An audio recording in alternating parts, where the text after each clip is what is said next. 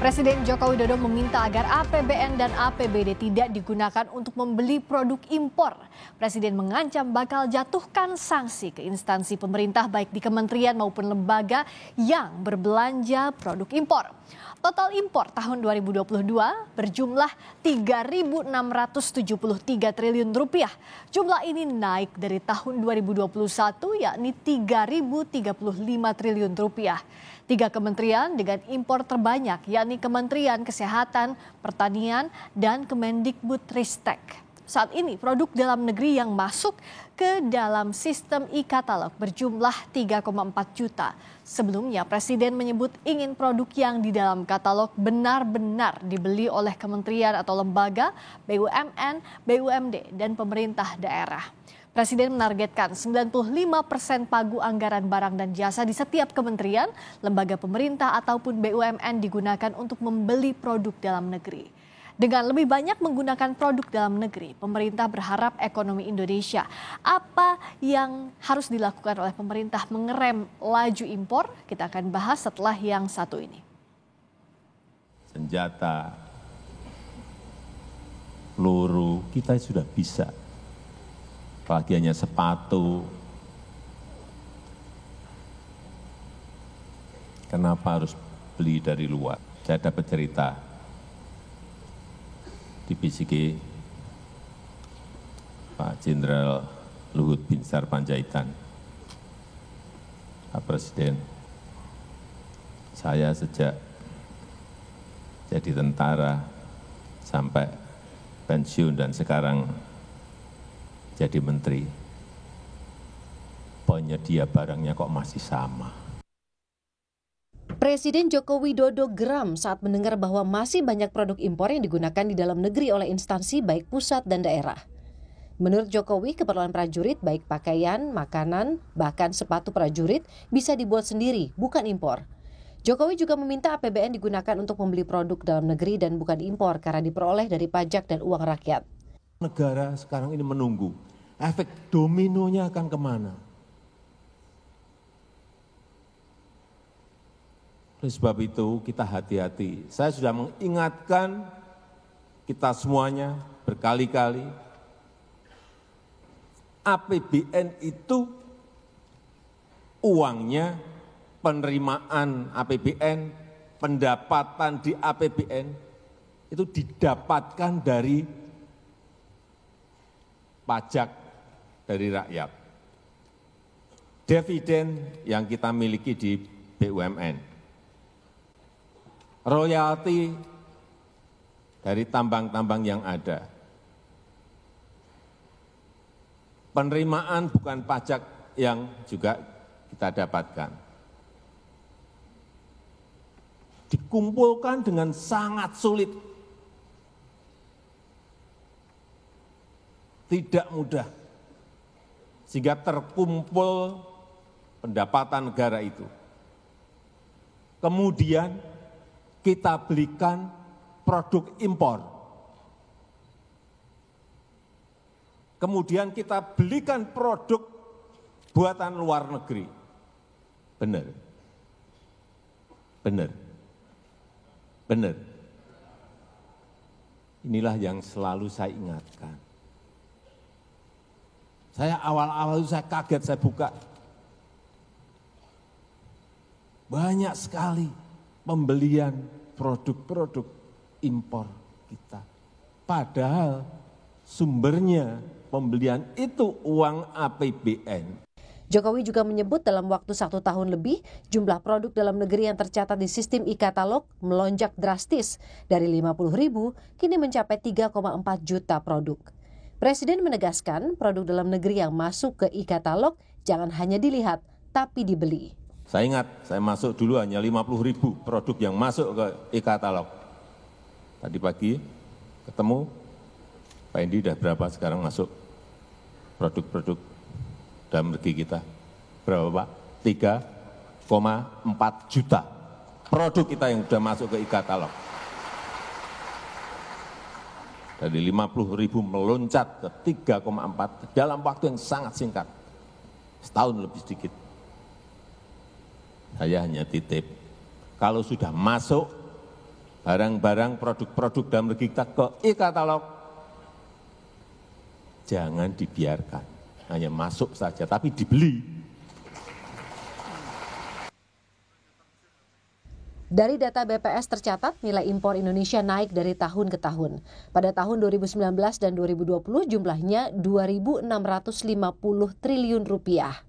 Tahun 2021 jumlahnya naik 3.035 triliun rupiah.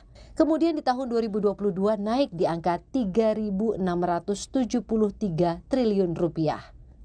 Ada 3 komoditas impor terbesar ke Indonesia, yakni bahan bakar mineral dengan 54,7 triliun rupiah, mesin dan peralatan mekanis, yakni 44,9 triliun rupiah, lalu ada mesin dan peralatan elektrik sebesar 44,9 triliun rupiah. Pemerintah menargetkan 95% anggaran pengadaan dan jasa di Kementerian dan BUMN digunakan untuk membeli produk dalam negeri, sehingga membantu meningkatkan ekonomi Indonesia. Tim Liputan, Kompas TV. Pemerintah menargetkan tahun ini realisasi belanja produk dalam negeri sebesar 95%. Dapatkah angka ini terrealisasi dan apa langkah yang harus dilakukan? Kita berbincang dengan Edi Priyono, tenaga ahli utama KSP, dan Trubus Rahardiansyah, pengamat kebijakan publik. Selamat malam Pak Edi, Pak Trubus. Selamat malam. Selamat malam, saya ke Pak Edi dulu. Ini sebenarnya sebelum Pak Jokowi akhirnya menegur secara terbuka, selama ini bagaimana pengawasannya, penggunaan produk dalam negeri dan pembatasan impor di kementerian lembaga, pemerintah pusat dan daerah khususnya? Ini sebenarnya bukan yang pertama ya, dan bukan satu-satunya upaya yang diambil oleh pemerintah khususnya oleh Bapak Presiden ya. Sebelumnya kan kita punya kebijakan TKDN ya, sampai sekarang masih berlaku. Kebijakan TKDN itu pada intinya untuk produk-produk dalam negeri atau kandungan lokalnya cukup besar itu diberikan preferensi harga, jadi diprioritaskan lah gitu ya gampangnya. Nah kemudian juga setelah itu ada kebijakan untuk prioritas belanja barang dan jasa dari pemerintah ya, baik instansi pemerintah di pusat maupun di daerah, kemudian BUMN, BUMD itu dibelanjakan untuk produk dalam negeri. Ya. Itu ada Inpresnya ya, Inpres nomor 2 tahun 2022. Nah kemudian kebijakan berikutnya adalah memasukkan realisasi belanja produk dalam negeri itu sebagai bagian dari penilaian kinerja instansi pemerintah termasuk yang di daerah. Nah yang terakhir yang disampaikan oleh Bapak Presiden itu gongnya ya saya kira. Ya. Jadi untuk memberikan sanksi kalau misalkan masih tidak terlihat adanya kemauan untuk memprioritaskan produk dalam negeri. Jadi ini dalam sebuah rangkaian yang semuanya menunjukkan komitmen besar pemerintah untuk memajukan produk dalam negeri. Nah sekarang bola di tangan teman-teman pengusaha ya, apakah bisa memanfaatkan ini atau tidak. Kita tentu saja pintu sudah kita buka selebar-lebarnya ya dari pemerintah. Kenapa pemerintah? Karena ini kan domainnya otoritas ada di pemerintah. Uang APBN, uang APBD ini kan ya terserah pemerintah dong mau dibelikan kemana, dan nggak berlebihan kalau dibelikan untuk produk dalam negeri seperti disampaikan oleh Bapak Presiden, supaya nilai tambahnya, dampaknya itu dinikmati oleh sebagian besar masyarakat kita. Jadi ini sebagai sebuah rangkaian kebijakan untuk menunjukkan komitmen besar pemerintah untuk mendukung produk dalam negeri. Ini rangkaian kebijakan, tapi pada faktanya masih ada teguran dari Pak Jokowi, bahkan tadi yang terakhir adalah diancam sanksi begitu kalau tidak realisasikan itu. Pak Trubus melihatnya apa yang jadi kendala sebenarnya? Apakah memang supply-nya tidak sebanding dengan demand atau lebih ke preferensinya belum mau memilih produk dalam negeri jadi prioritas? Kalau saya lihat lebih pada preferensi, Mbak. Preferensi karena sebenarnya terutama untuk daerah ya, itu lebih kepada bagaimana kemudian daerah itu secepatnya membelanjakan APBD yang dimiliki itu persoalannya. Di satu sisi sebenarnya memang ada kelemahan dari pemerintah dalam hal ini soal pengawasan. Sebenarnya kalau sinergitas antara Kementerian Dalam Negeri, Kementerian Menpan RB dan Kementerian Keuangan itu berjalan optimal dalam hal pengawasan, saya rasa itu bisa, Mbak. Artinya di situ kan harus selalu memeriksa e-katalog yang dilakukan oleh kepala daerah dalam hal membelanjakan itu. Tapi kalau untuk di tingkat KL, Kementerian Pusat, saya rasa pemberian ini juga akan memberi problem tersendiri, di mana kemudian mereka akan buru-buru dengan cepat untuk membelanjakan produk-produk yang sebenarnya ini pengertian produk dalam negeri ini kan masih simpang siur. Karena apa? Karena kalau di publik itu ada produk luar negeri yang memang di dalamnya kemudian distempel dalam negeri gitu. Nah ini juga menjadi catatan. Tapi kalau lihat impornya naik dari tahun ke tahun itu ya menandakan sebenarnya belum efektif itu Mbak. Saya rasa itu Mbak. Nah, Pak Edi, apa melihat kendala ini juga? Gimana pengawasannya sejauh ini? Kendalanya apa, Pak Edi? Enggak, jauh lebih baik ya tahun 2021. Jadi kan gini ya, jadi anggaran pemerintah itu kan sudah ada yang memang dialokasikan untuk belanja produk dalam negeri. Nah, jadi kita bicara itu dulu. Jadi pos-pos belanja yang memang dialokasikan untuk produk dalam negeri. Ya. Tahun 2021 itu sampai akhir Desember realisasinya itu nggak sampai 30%.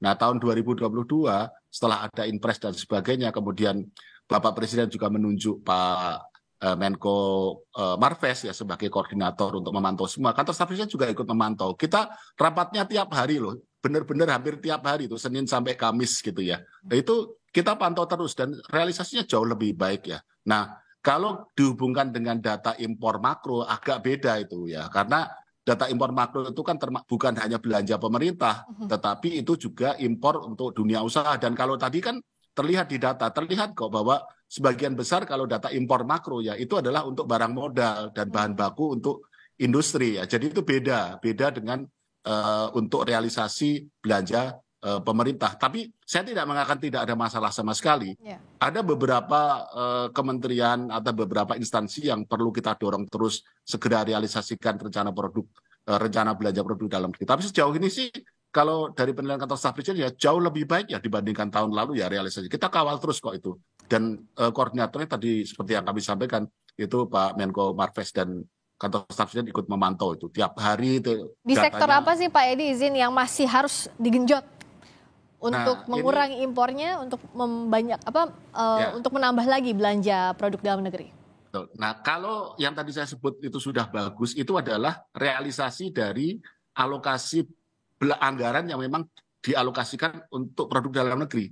Nah, sekarang pertanyaannya kan seberapa besar sebenarnya dari anggaran itu yang dialokasikan di produk dalam negeri. Nah, ini memang ada beberapa sektor yang masih kemudian sulit. Ya, saya sebut aja misalkan dari Kementerian Kesehatannya. Itu memang tidak mudah karena alat kesehatan, alat medis itu masih banyak yang harus kita impor gitu. Itu sebuah kenyataan yang kita hadapi sekarang ya. Kemudian juga di Kementerian Pertanian yaitu alat-alat mesin pertanian cukup banyak yang kita harus impor karena produk dalam negeri kita mesti diperkuat. Jadi saya kira ini memang tidak kemudian semudah membalik telapak tangan ya, tapi tadi kan saya sudah sebut ya bahwa dari pemerintah itu kita sudah membuka pintu selebar-lebarnya, seluas-luasnya. Persoalan berikutnya tantangannya adalah di supply side ya, dari sisi teman-teman pelaku usaha ini gimana memanfaatkan ini. Produknya, kualitasnya juga harus ditingkatkan, harganya juga harus lebih kompetitif dan sebagainya, sehingga tidak ada lagi alasan untuk tidak belanja produk dalam negeri. Nah Pak Trubus, kalau lihat tadi skema yang sudah disusun pemerintah, plannya ABC tadi, apakah sudah bisa mengakomodasi begitu kementerian lembaga, baik itu di pemerintah pusat maupun daerah, ya untuk melakukan apa yang diperintahkan Pak Jokowi, Pak Trubus sederhananya?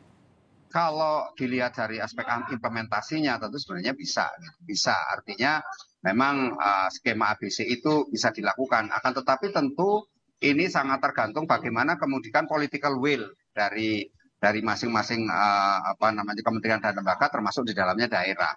Nah, tentu ini satu tugas berat bagi pemerintah dalam hal bagaimana memastikan agar memang produk-produk dalam negeri itulah atau produk domestik itulah yang memang digunakan di dalam konteks sehari-hari atau konteks dalam hal pembelanjaan APBD ataupun APBN itu sendiri gitu Pak. Jadi memang ini menurut saya lebih kepada persoalan bagaimana kepastian agar mereka itu betul-betul menggunakan produk-produk domestik.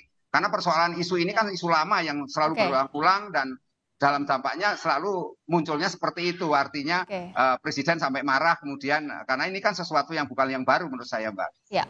Terakhir Pak Edi, bagaimana memastikan tadi rencana yang sudah disusun, pintu yang dibuka selebar-lebarnya bisa terlaksana, realisasinya maksimal? Ya, saya kira ini juga satu masalah yang meskipun tidak dengan mudah ya, karena kan bola kan di tangan pelaku usaha ya, tapi pemerintah bukan diam begitu saja ya. Ini terutama Kementerian Perindustrian itu kita tahu persis terus mendorong kemampuan dari industri dalam negeri untuk memenuhi kebutuhan barang-barang yang selama ini menjadi belanja pemerintah baik melalui instansi pemerintah maupun melalui BUMN gitu ya. Nah, jadi memang peningkatan kapasitas produk dalam negeri ini yang saat ini menjadi tantangan. Memang dalam beberapa kasus Pak Trubus benar ya, ada masalah komitmen juga ya. Tapi dengan adanya berbagai regulasi, berbagai kebijakan yang tadi saya sebutkan dari yang persuasif sampai yang memberikan insentif berupa penilaian ya, kemudian memberikan sanksi. Saya kira nanti persoalannya kemudian tinggal di komitmen dan kapasitas dari industri di dalam negeri. Saya kira kalau itu bisa secara bertahap kita pecahkan, saya kira kalau dari kami sih optimistik ya, kita akan bisa mencapai itu dengan baik. Harus berjalan bersama ya antara supply-nya, demand-nya, regulasinya, termasuk juga preferensi dan komitmen dari semua pihak. Terima kasih atas waktunya Pak Edi Priyono, tenaga ahli utama KSP, Pak Trubus Rahardiansyah, pengamat kebijakan publik. Terima kasih Pak Edi, Pak Trubus, sehat selalu. Selamat malam.